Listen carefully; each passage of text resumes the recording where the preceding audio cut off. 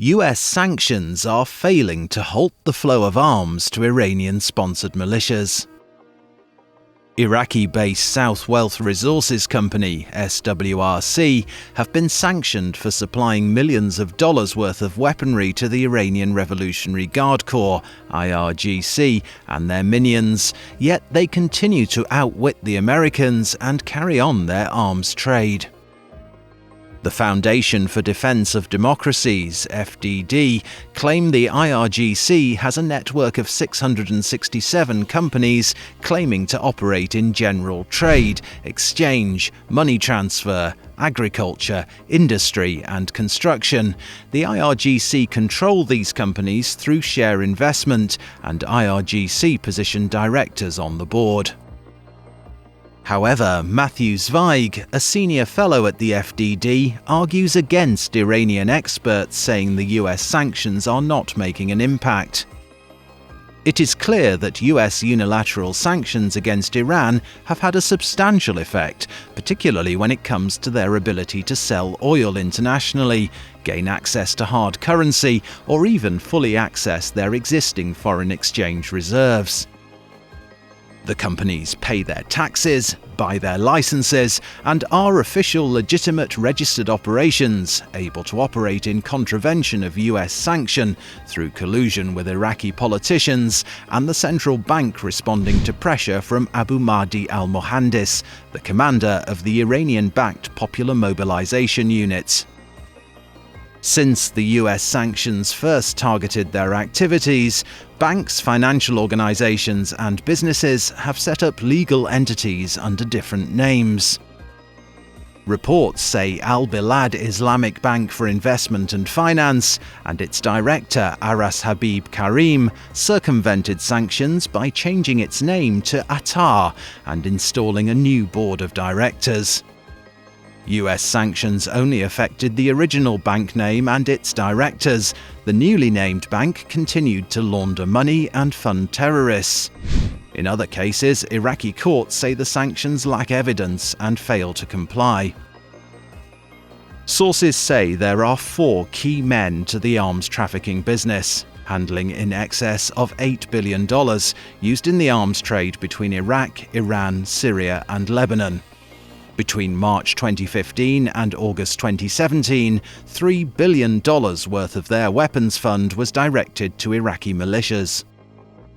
US intelligence claim IRGC forces have developed strong influence in eastern Iraq, giving them access to the Shalamcha, Kanakin and Zarbatiya border crossings.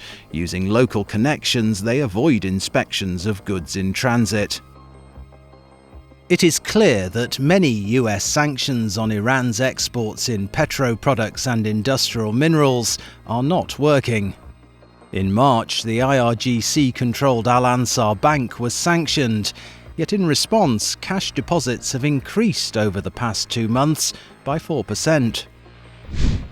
Matthew Zweig of the FDD stated last June that the US Treasury Department has not issued any statement, judgment or determination to decide what measures the US will demand or take to prevent Iran's money laundering activities, known as a final rule.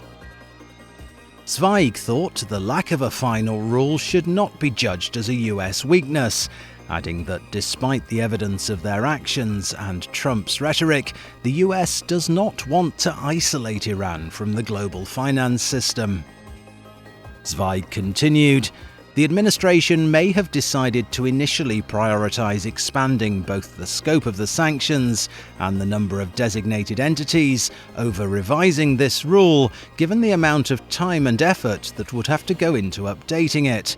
He added, "Taking actions such as revising the 311 draft rule, updating the evidentiary basis, and promulgating a final rule should now be easier due to the amount of work that the administration has now completed in terms of both designation packages and administrative guidance with respect to Iran."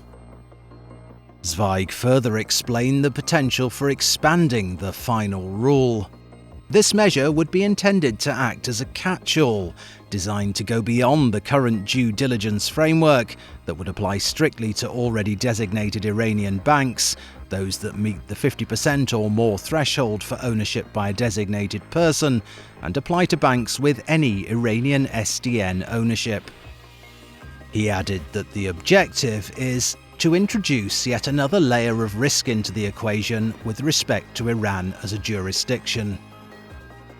When questioned about how US sanctions will limit the smuggling activities and supply of weapons to the IRGC, Zweig answered, "While I am not aware of ways that the administration has noticed or not noticed Iran's use of Iraq to circumvent sanctions, this administration has taken an increasingly aggressive approach to targeting these networks in Iraq, despite continuing to exercise the waiver necessary to allow Iraq access to Iranian electricity."